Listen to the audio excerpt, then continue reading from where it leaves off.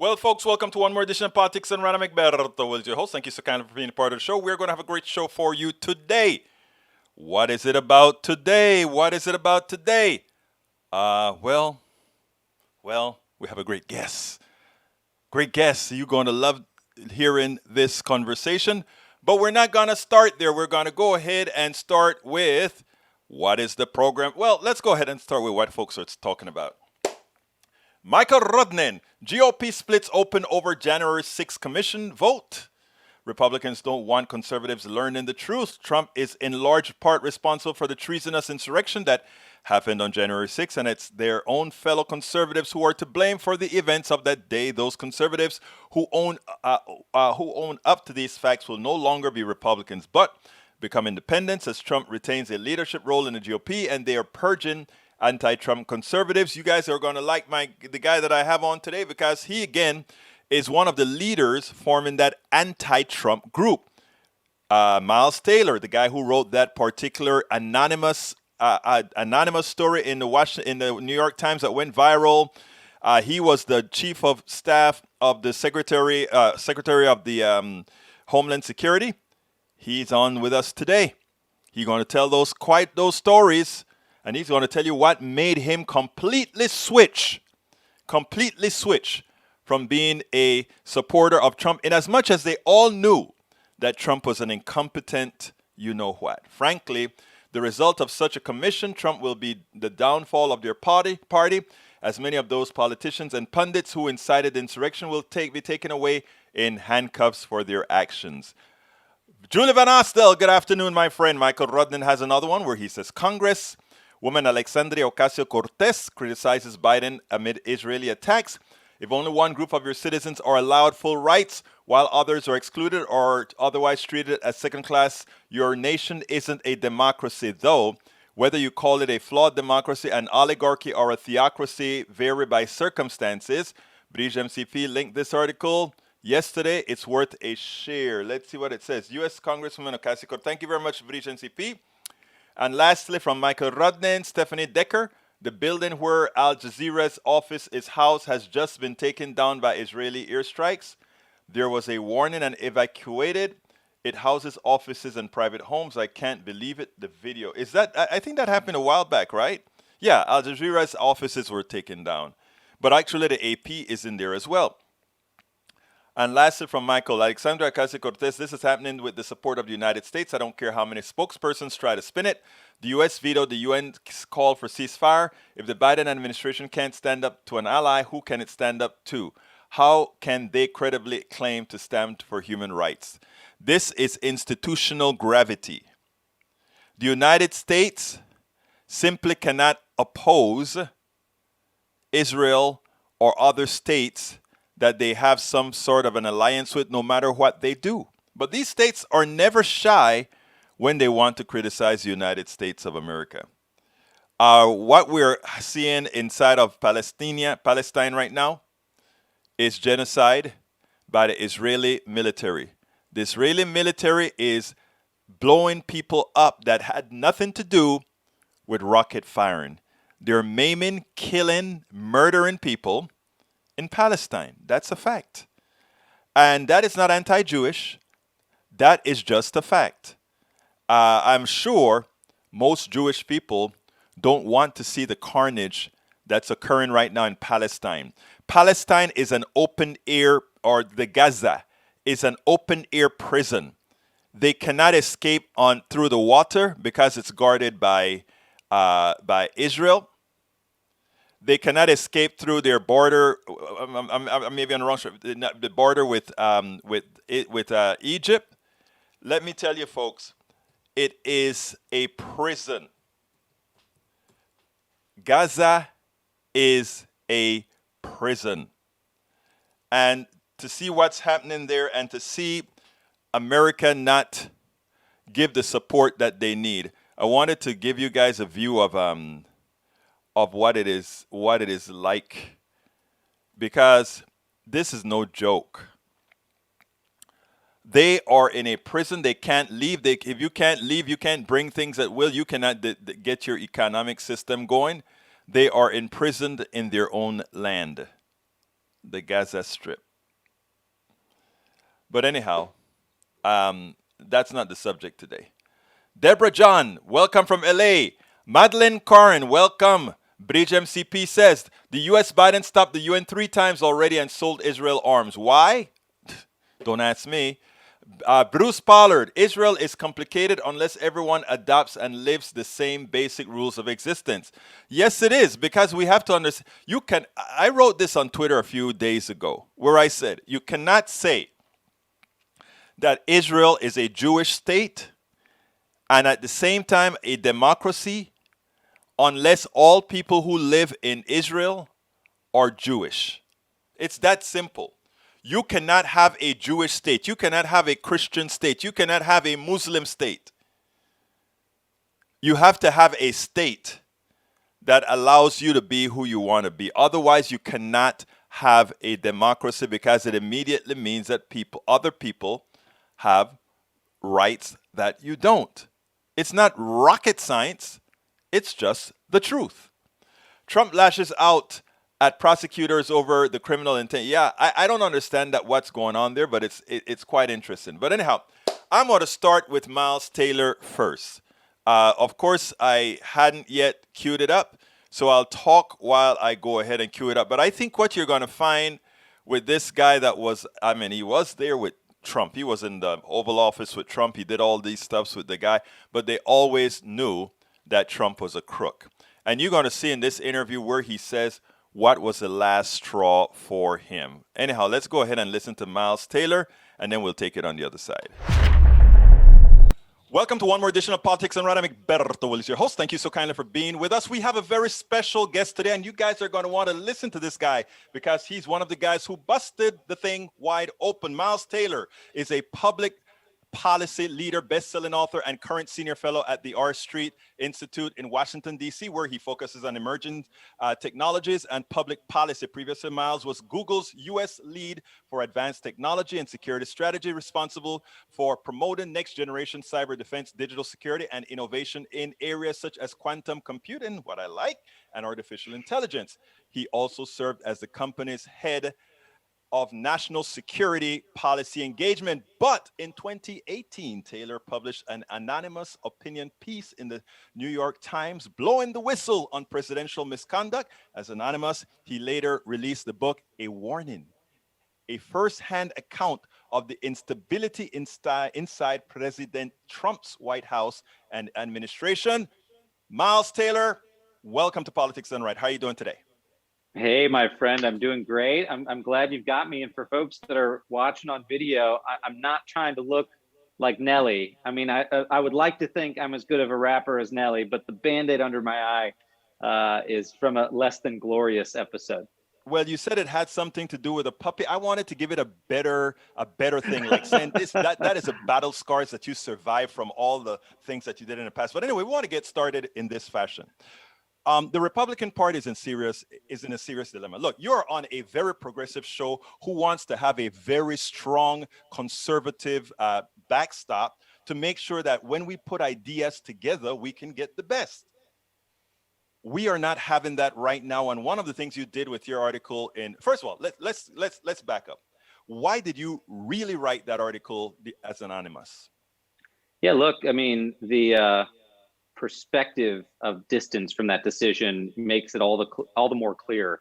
The big picture was that it was my opinion, based on firsthand experience with the president, this White House, and this administration, that the president was incredibly unfit for office. And not only that, was truly a danger to the fabric of our republic.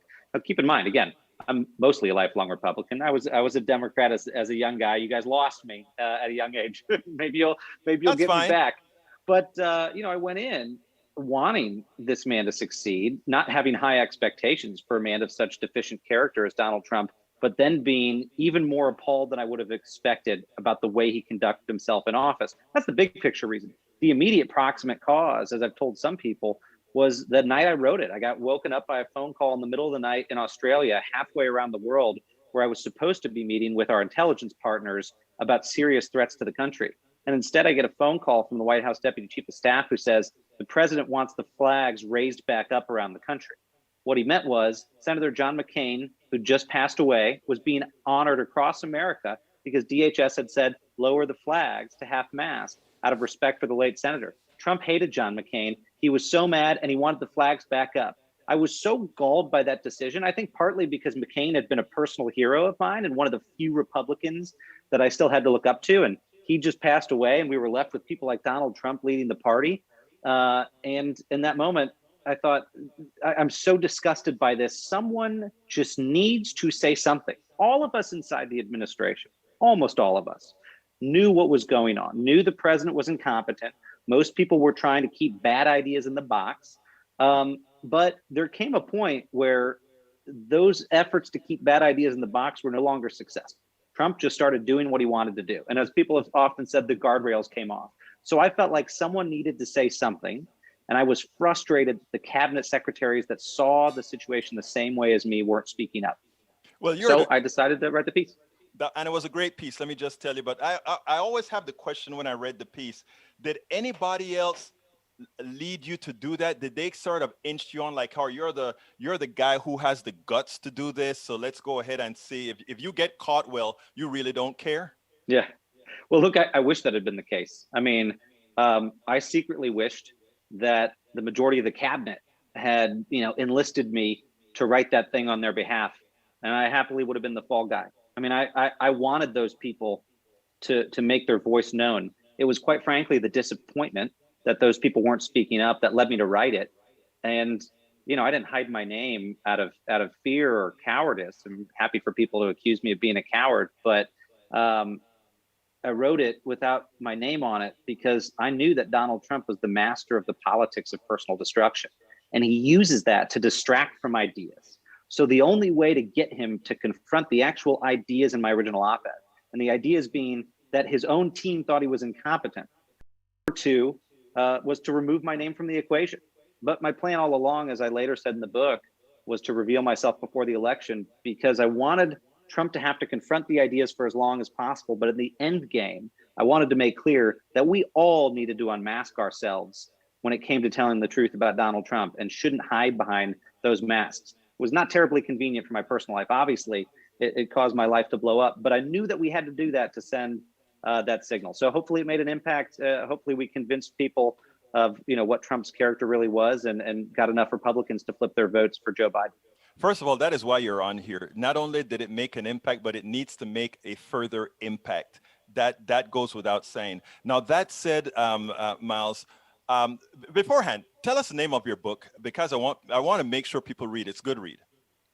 Yeah, the book is called A Warning, and I'd like to think that it hasn't completely aged now that Trump has been defeated, because the warning was two parts. I mean, one, it was a warning about a man of deficient character and why he shouldn't be reelected president.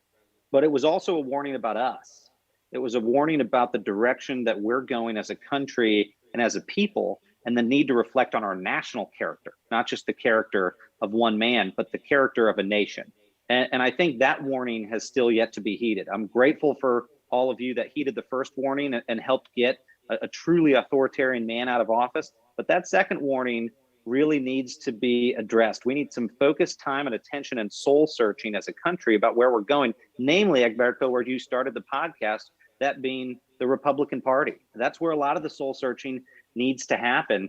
And I think that's where a lot of the corrosive influence on our democracy is coming from right now. I mean, I can't believe as a Republican I'm saying this, but the GOP is quite literally at the moment one of the biggest threats to our democracy because of the Republican Party leadership's unwillingness to simply tell the truth. And what's more, party leaders like Kevin McCarthy would rather bury the truth than face it. And we just saw, recently his decision to oppose an inquiry into the events of January 6th, the insurrection at the Capitol. Now, look, Miles, you knew who Donald Trump was before you went to work for him. So here's the question. Did you go to work for him because you knew we needed patriots to stand up, having a guy like that in power? Or did you go in there with the expectation that maybe he'll be an incompetent president, but he'll have good people around him? Yeah, I mean, look, the day after I started in the administration, I had a friend reach out, a friend who's a Democrat who said almost exactly this question, said, why are you working for this guy? Because my friend knew how I felt about Donald Trump. Of the 17 candidates in the field in 2020, he was number 17 out of 17. I did not want that man to win the White House. But I responded to my friend, I'm not going in to work for Donald Trump. I'm going in to work for you. I'm going in to work at DHS to prevent cyber attacks against our country, to protect the country from terrorist threats, man-made and natural disasters, and other Homeland Security challenges. Ironically, though, managing a 250,000 person department, I had to spend most of my time managing up towards one person because he was so unstable, because he was so unwilling to focus.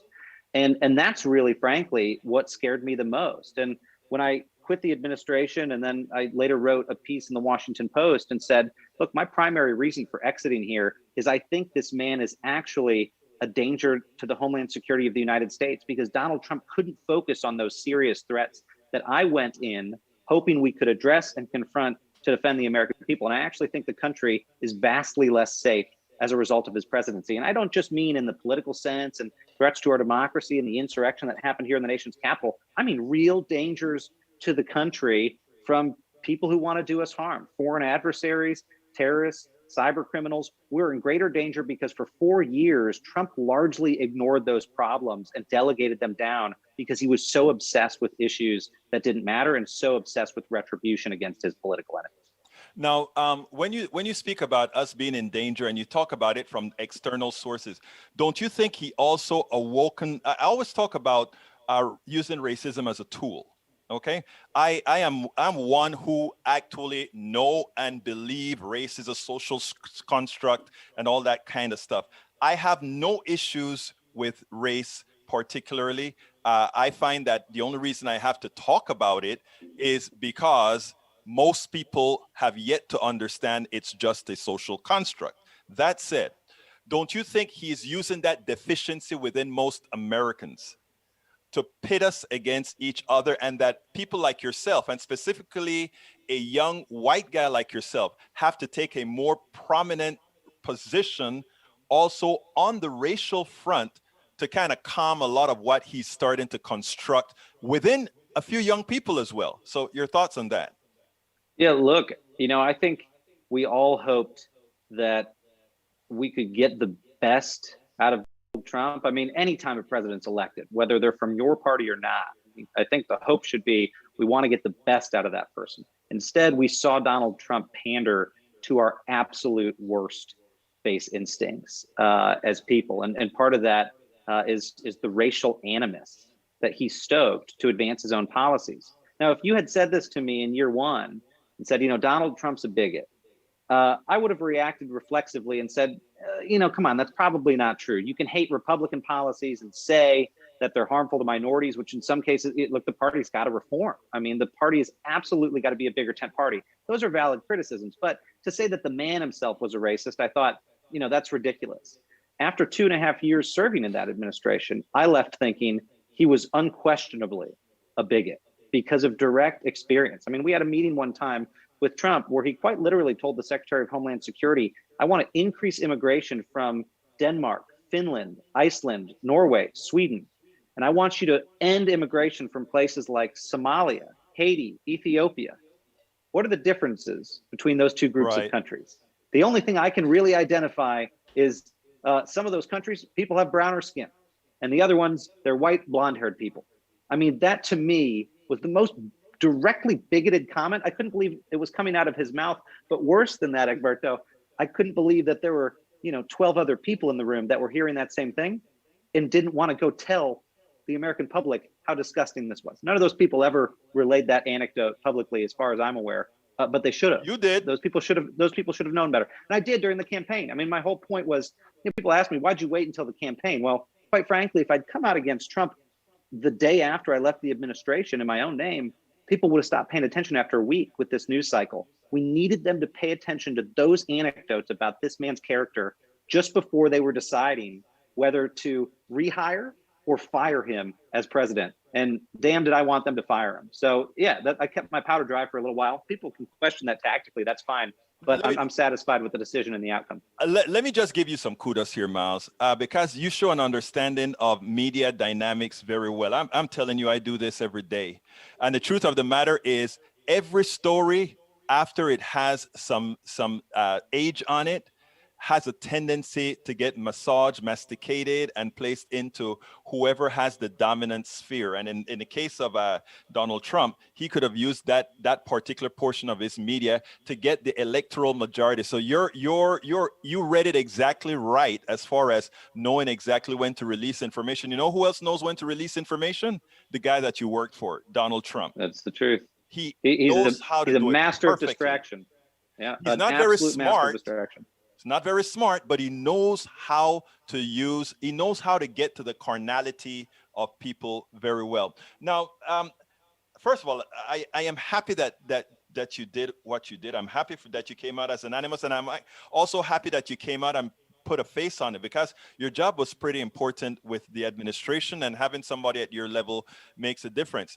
Now, the party, and I don't know if you can help me understand this. Is the party as gullible as we think it is, or they're using their gullibility to hide who they really are?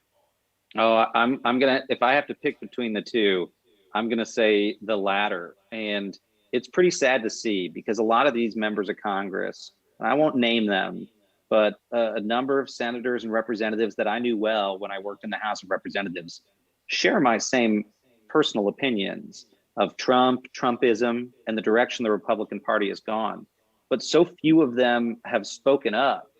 And for the same reasons that we didn't see more people speak up from the administration, they're scared. I mean, Trump has instilled fear in them that not only could they lose their jobs if they come out against him, but they'll, he and his supporters will threaten their families and will threaten their futures. And I can attest to the fact that those are real fears. I mean, when I unmasked myself, I had to leave my home, I had to leave my job, I had to hire a full-time personal security detail because of the death threats, and move from location to location.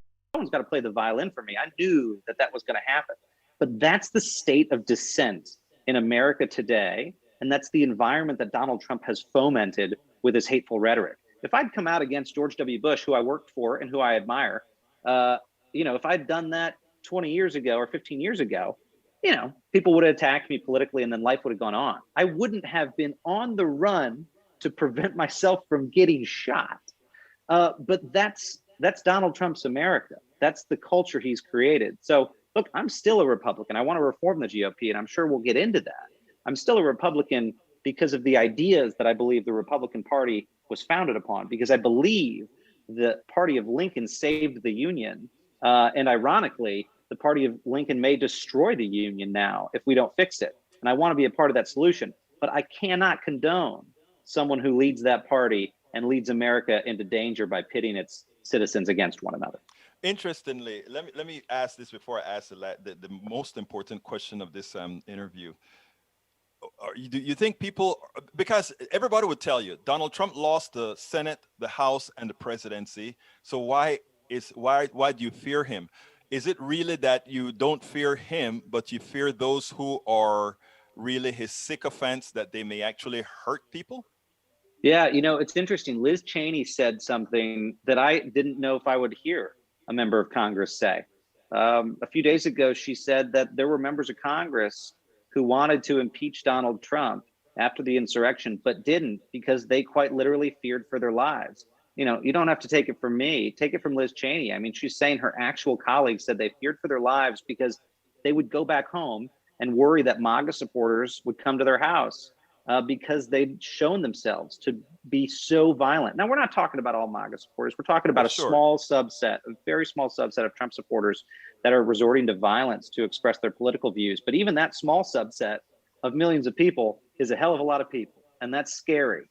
And, that we're even talking about that in America's democracy is breathtaking to me. I mean, this is the type of conversation we would have about a third world country, trying to deal with turmoil from one authoritarian regime to another. I mean, we're talking about the world's oldest democracy right now. If that doesn't force people to look in the mirror, quite frankly, I don't know what does.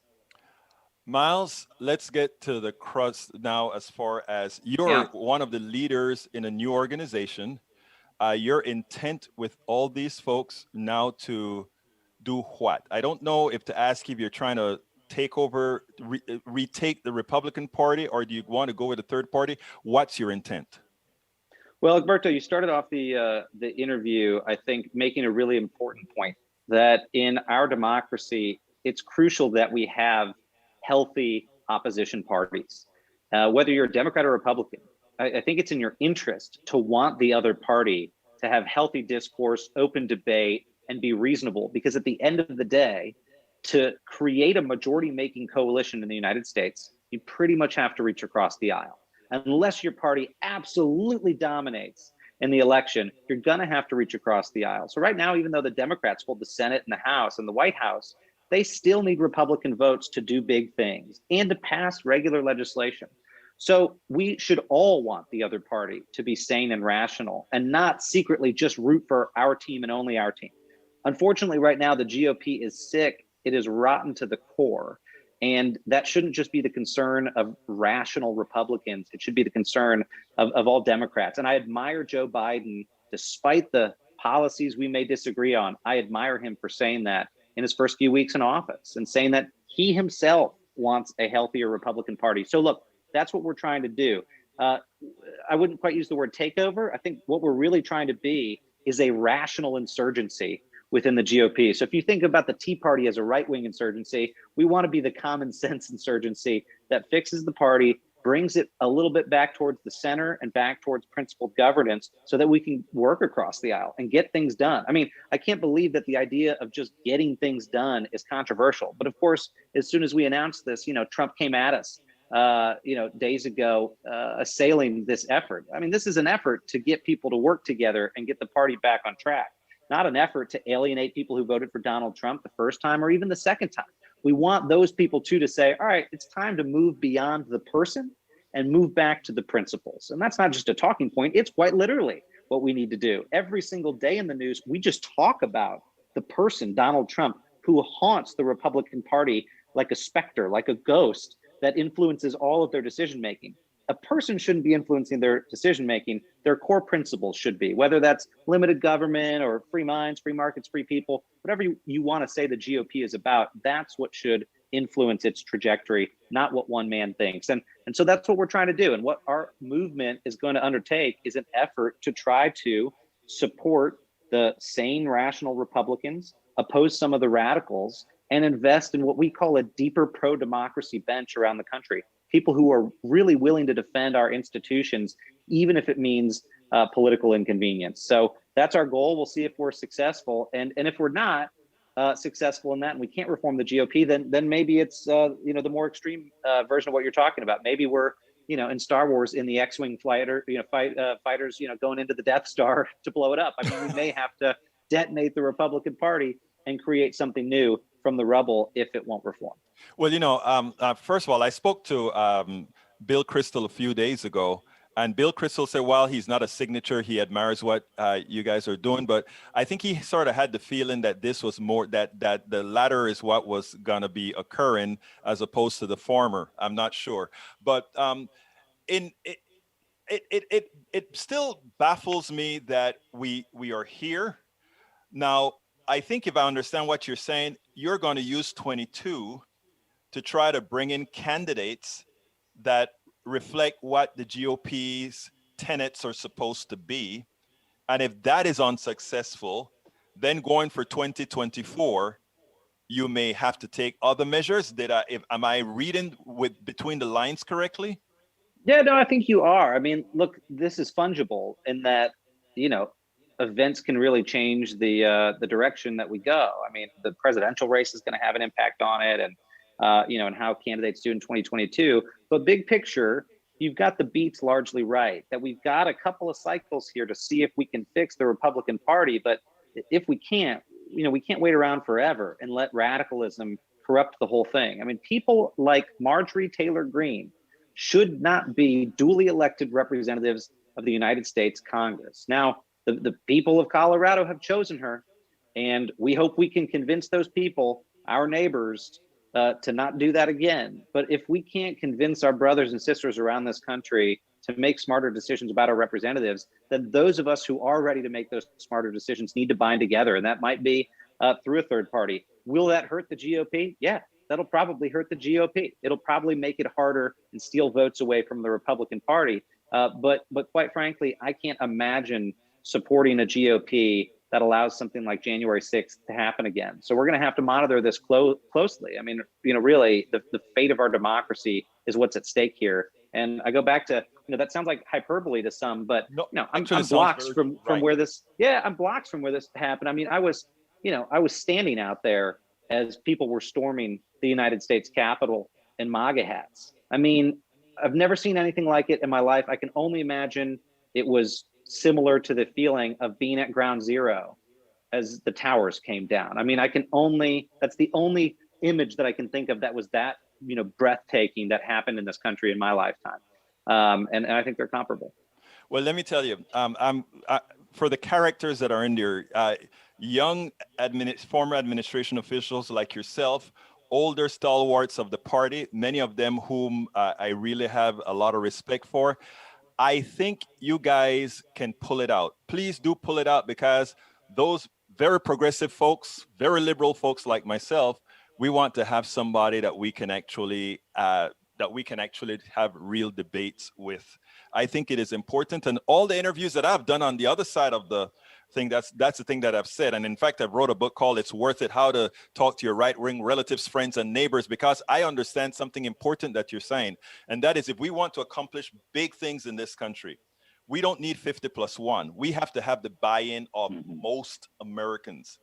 I know the Republican Party many times have not done that because of the way the Electoral College is set up. You really don't have to have that very much of a majority. But I think the country is happier, the country is more effective if we can actually have that. And I commend what you and your cohorts are doing, because I think if it's not done, I'm from Central America, Panama. I know what it looks like. Most Americans don't. I saw this for what it really was. I saw January 6th for what it really was. So what you're doing is heroes work and very important. So I commend you on that. Chief of Staff to the United States Secretary of Homeland Security, Miles Taylor, who also is anonymous from that viral New York Times article, and the author of Anonymous, a warning, Anonymous. Give me a closer statement. Hey, well, I appreciate it, my friend. Some days I wake up wishing I was still anonymous. but look, you made such a fantastic point at the end here, and I always tell people, as much as they want to complain about Washington D.C. being broken, Washington is not what's broken. The founders designed a system very well that was meant to reflect the attitudes of the populace. Washington's not broken. We are broken. We are broken, and this goes down to the door-to-door grassroots level. That's why your book is important. That's why others' statements that we need to come together across partisan lines in our communities are so important, because that's really what's going to get us out of this mess. As insipid as it sounds, reaching across the aisles in our own houses and not in the U.S. House of Representatives is where this is going to start. So I hope people really take that to heart, and I'm grateful that you're spreading that message. Miles Taylor, it was my pleasure to have you on board. My friend, thank you so much. All right, folks, I hope you enjoyed that. I want to make some statements here based on what I've been seeing, and before I take anybody individually. I am as liberal as one can get. I am as progressive, well, not liberal, but progressive. I am, to put it bluntly, I consider myself a democratic socialist. And I can have a conversation with a right-wing Republican on issues where sometimes they have good ideas. And let me tell you what I'm trying to say here, why you don't just see me shut people out. I believe in having government big enough to challenge any corporation, to challenge corporations, plural. That's my belief. I believe you have to have a government big enough to support people and make sure that they cannot be taken advantage of, to have a great social safety net. As a Republican, I'm sure that Miles doesn't believe in that. I am sure there are a lot of Republicans out there that believe legitimately in small government. The thing about it is, neither one is right or wrong. I know if you are willing to live within the constraints of having a small government, which also means less, not good childcare, not good health care, and all of that sort of stuff, more in an individualistic nature. If most Americans, if the vast majority of Americans believe that, that is not evil or not evil. That is just a different belief system as far as how much you want to work in a collective. I personally believe that most people want to work in a huge collective where we can minimize risk on each other, where we can all work towards getting all of us to elevate, and when one falls, for all of us to be the ones who help those up. Republicans don't believe that, but that isn't inherently evil. That's just a different belief set. What right-wingers are doing is evil. When they want to be anti-democratic, that is evil. Now, he made one statement that I didn't refute because it was at the end of the conversation, and I probably wouldn't have anyhow. And that was the belief that somehow the way the founders created the Constitution, that it made it created a good system for democracy. I completely throw that away.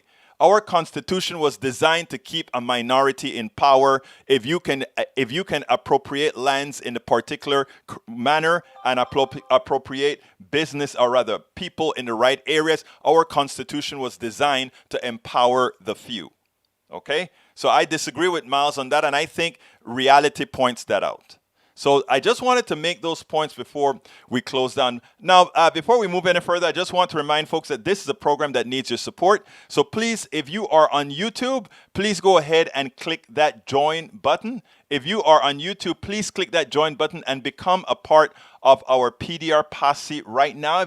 If you join right this minute, I'll throw you up on the screen at this minute. Now, if you are not on YouTube, if you are on some other channel, please go ahead and consider clicking on politicsdoneright.com/YouTube, politicsdoneright.com/YouTube.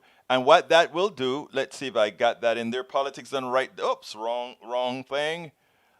Wrong thing. Let me go ahead and get the politicsdoneright.com.YouTube to join our PDR posse. So click on politicsdoneright.com/YouTube to click on to become a member of our PDR posse.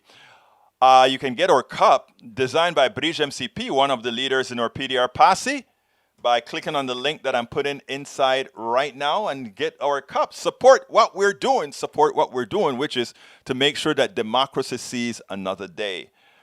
You can also support us by becoming a Patreon.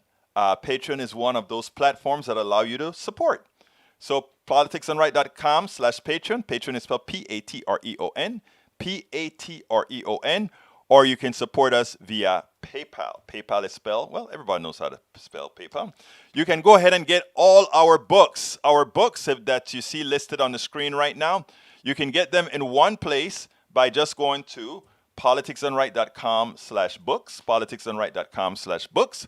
And that way you can support us through our books, our 3 books that are out there, and a few others: How to Make America Utopia, to take away the economy from those who rigged it, as well as I See It, Class Warfare, the only resort to right-wing doom, and It's Worth It, How to Talk to Your Right-Wing Relatives, Friends, and Neighbors. And of course, if you want to get our stuff on YouTube, you can just click on that rack and get a t-shirt, a hoodie, a mask, a book, whatever you want out of there to help support us as well.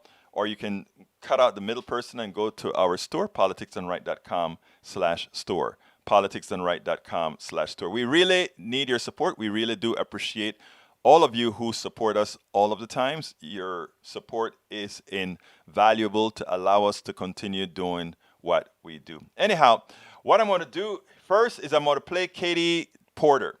Katie Porter really decimated a CEO yesterday, CEO of a pharma company. And what was great about this is that she showed the lie that these guys tell continuously.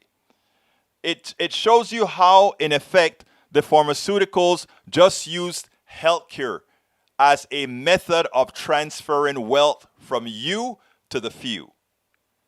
they don't care about life. They don't care about really creating real drugs that's going to help you. And Katie Porter, I love Katie Porter. Katie Porter is one of the best congresspersons in the Congress, bar none. I want you to check this out, then let's take it on the other side. For too long, pharmaceuticals completely scare Americans about controlling the prices of drugs. If we do that, what's going to happen? We're not going to have any money for research and development, and we won't get the products that we need. It has always been a lie, and it behooved me why we don't have more politicians doing that. It's essential that they actually do that. Well, Katie Porter, we can always count on her to lay it down, to lay the law of the land. And I want you to listen to this, and please make sure as many people as possible see this, because this is what's going to make Americans force their politicians to really force the pharmaceuticals for being the thieves that they are, for being the pilferers that they are. Check this out, then we'll take it on the other side. Mr. Gonzalez, how much did AbbVie spend on litigation and settlements from 2013 to 2018? I don't have that number offhand. We'll be happy to give it to you. Okay, $1.6 billion, 2.45 R&D, 1.6 billion in litigation and settlements. What about marketing and advertising? How much does AbbVie spend on that? Well, marketing and advertising, we spend about $4 billion a year. Yep, 4.7. 1 billion. How about executive compensation, 2013 to 2018? 2013 to 2018, it's probably on average about $60 million a year. Try 334 on for size. Now, how much did AbbVie spend on stock buybacks and stock buybacks and dividends to enrich your shareholders from 2013 to 2018? Well, stock buybacks, if you actually look at just pure stock buybacks, it would be about $13 billion. Stock buybacks and dividends is the question, sir. Dividends, I'd have to come back with a number for that over that period of time. $50 billion. So, Mr. Gonzalez, you're spending all this money to make sure you make money rather than spending money to invest in, develop drugs, and help patients with affordable life-saving drugs. You lie to patients when you charge them twice as much for an unimproved drug, and then you lie to policymakers when you tell us that R&D justifies those price increases. The Big Pharma fairy tale is one of groundbreaking R&D that justifies astronomical prices. But the pharma reality is that you spend most of your company's money making money for yourself and your shareholders. And the fact that you're not honest about this with patients and with policymakers, that you're feeding us lies, that we must pay astronomical prices to get innovative treatments is false. The American people, the patients, deserve so much better. I yield back.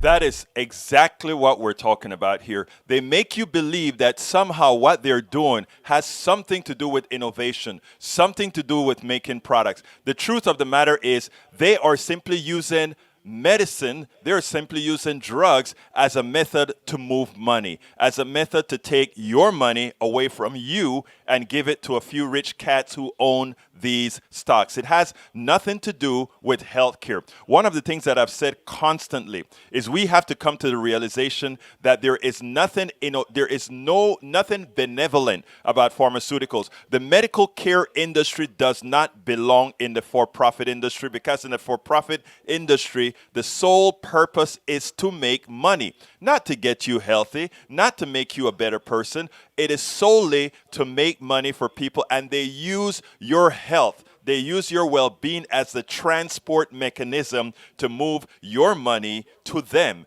That is the transition phase. Move your money to them. We need to get the pharmaceutical companies outside of healthcare. We are the for-profit healthcare. We need to get the hospitalization out. We need to get all of healthcare out of the for-profit domain, because it is not about you. It is not about getting you healthy. They make money the more sick you are. If you are a healthy person not using healthcare, you are no use to them. Their sole purpose is to pilfer you, to take your money. And when we understand that as a concept, we will start to rearrange our economy in such a manner that these thugs, these thieves that are the pharmaceutical companies that use our tax dollars to develop products and then rip us off as they sell it to us, we will start to be careful on how we start thinking about these companies as somehow being benevolent.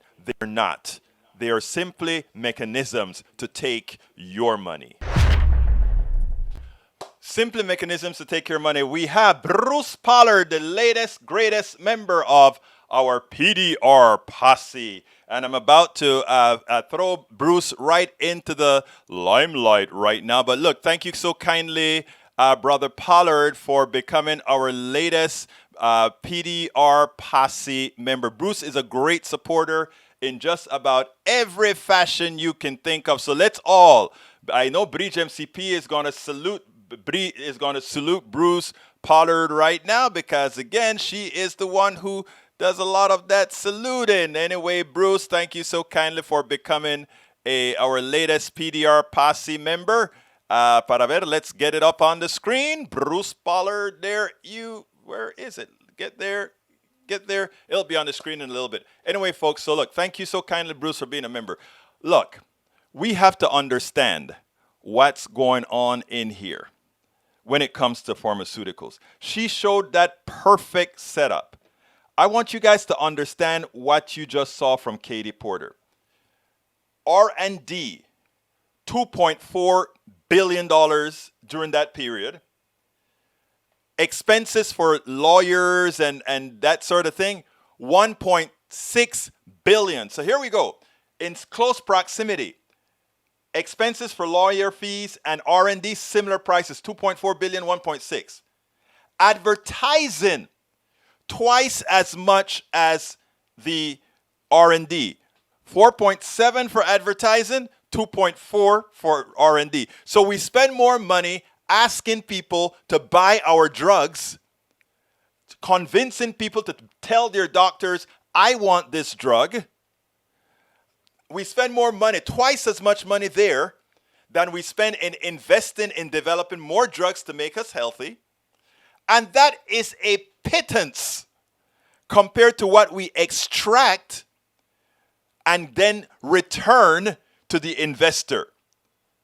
It was 50 billion. So 2.4 billion in R&D, $50 billion to give back from the profits we make from pilfering you to the shareholder and to the executives. People, understand what's going on here.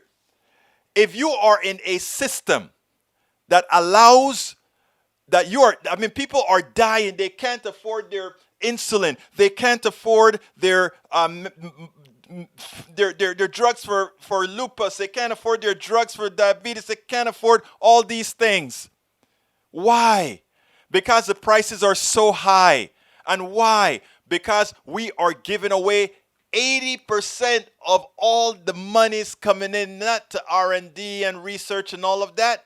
We're just taking your money and saying, hey, rich people, it's yours. We use drugs, we use pharmaceuticals to take all the money from those idiots down there. I mean, it is so clear.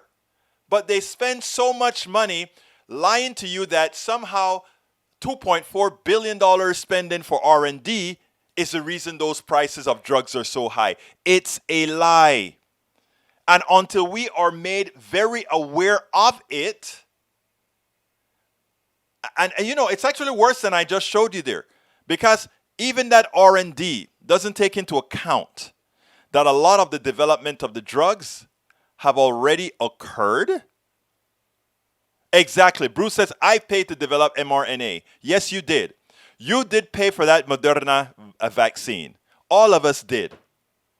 And if we could get that inculcated in people's mind. Peter Burgess says, it would have been good if Katy Perry had also addressed how much tax is paid by this company. You're right about that, Peter. She didn't do that. Let's see. Bruce says, I paid for RNA. Bruce also says, do I have to do the math? Free to me as patient, but not the government, so not free to me as taxpayer. Exactamente. And executive bonuses, exactly right, Nanette Bird Smith. Let's see what else we got. Julie Van Assel says, that's to Lucas. Stepping away a few minutes early. Take care, brother man. Thank you for being here anyhow. Let's see who else we've got here. Peter Burgess says, thank you. That piece from Katie Porter was very powerful. It was potent. It was potent. Norman Reynolds says, PDR Posse, welcome, BD Parlor. My brother Reynolds is welcoming you as well, sir. Let's see what else we got here. Insurance companies too. We need to get rid of insurance companies completely. Enlarge the image of the calendar for better view. The calendar? The calendar? The calendar. Explain to me what you mean by that. I don't know which calendar that I had on there. You know how that goes. Just drop me a line. Let's see. House only has 21 legislative days until summer recess and don't come back until September 20th, which means we have that. Those are legislative days, 21 legislative days. That's probably turned out to be probably a couple months or so, maybe a month and a half or so. Let's continue here, see what else I've missed from people. Michael Rondon saying, Berto, we could talk about polls regarding individual social safety net aspects, Medicare, Social Security, paid sick leave, etc. There are supermajority polls. Yeah, we know that. We've discussed that, Michael, about there being supermajorities for people wanting the social safety net, and that's what I'm saying. We have the majority, and I am ready to entertain the debate. I'm ready to tell people this is what you get if these are the things you want. Norman Reynolds says, the most effective communication was the bubble sizes. Master communication by Katie Porter. You know what? That is so right. That is so true, Norman, because we could have said it is 10% larger, it's 80% larger. When she showed it in the bubbles, that was so powerful. But you know what is the problem? We have to get people to read these things. We have to get people to see. And that is why I ask all of you, share, share, share, share. Share. I have this video isolated in the blog post associated with this. Share it. Make sure a lot of people get a chance to see it. Bruce says, I don't hate nobody. I just wish we could all live in peace with a future for our species. I agree with you 100%. And that's why I end my show all the time. Love you all. Thank you all. Because I really mean that. Even those that agree with me, I think if we start speaking things, we start acting out on how we speak, right?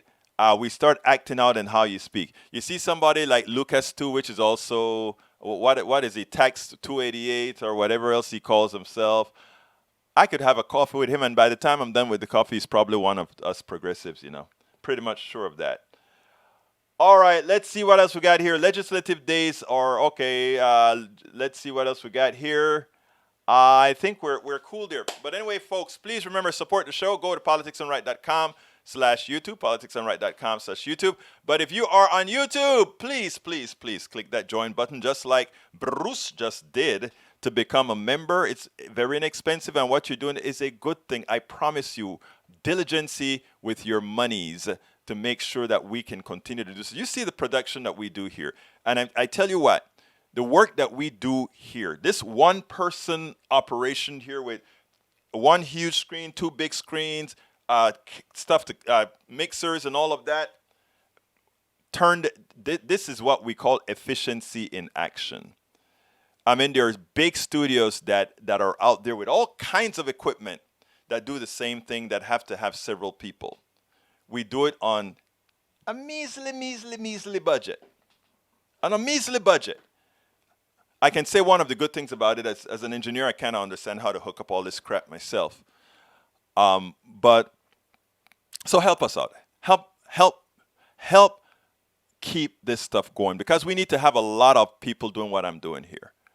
And actually, the next book that I'm writing, I think either the next book or the one after the next one is going to be how to kind of do stuff like this, because we need a lot of people doing this before it's too late. So please support me. Please go to politicsandright.com/YouTube. Join the PDR Posse. Please click on the join button as well, or you can become a patron. I need a lot of patrons, and I don't have enough at all. We just got another person that became a member. Thank you so kindly. I was about to clock out. Give me three more. Let me go ahead and put you up on the screen, my dear. You don't know how much that is appreciated. You don't know how much to see. There's nothing like getting support from your listeners. it makes the 16 hours a day not seem like 16 hours a day. I tell you that from the heart. Because sometimes at night when you're out there and you're cutting a video, you guys can see sometimes on the videos, my eyes look like it's like, what the hell is wrong with his eyes? You know? And it's really because, you have one more thing that you want to get out there, one more thing that you want to get out there, and you're doing those videos and you say, well, you know what? I want folks to see this because this makes a difference. When they see this, and for all the people that are going to see it, it's going to make a difference. And you're out there and you're saying, it's the middle of the night and you're telling yourself, no, that video is going to make a difference. Thank you so kindly, Becky F. Becky F is our newest person who became a member. Becky F, thank you so kindly for becoming a member. Is anybody else going to join Becky F before we leave the program today? Becky F is going to show up on the screen right now as well. I thank you so kindly, Becky F, for becoming our latest subscriber, and I'm pretty sure Bridge MCP is going to tell you, thank you, Becky, for becoming a supporter. But anyhow, folks, like I said, you would not imagine how it feels in the heart when you have your listeners, your watchers, your people who watch your program support you. It's empowering, and it makes you want to work that much harder. And when those eyes want to close, you got to say, I got to do one more. Got to do one more. So anyhow, got to get out of here. I want to thank you so much for becoming a part of the PDR, those of you that have joined. I want to ask any others that want to join. Even when we get off screen here, you can still go ahead and join. I'll acknowledge you if I can find you, because YouTube doesn't make it easy to do that. But again, thank you, thank you, thank you. Bruce says, joining PDR Posse was your birthday present. Thank you, brother. But, Bruce is such a hell of a supporter.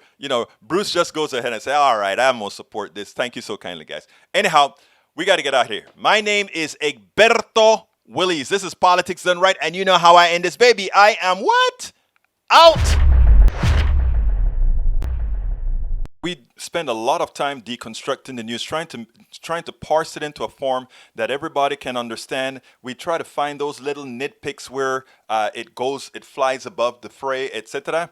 If you really like these videos that we do, I want to ask a big favor. Please go ahead, number one, subscribe to our channel, and number two, please join if you can. Thank you so kindly for watching. Keep watching. Please remember to share. We must populate the entire internet with our progressive message, a message that we know is what most Americans say that they want. So help us, please join.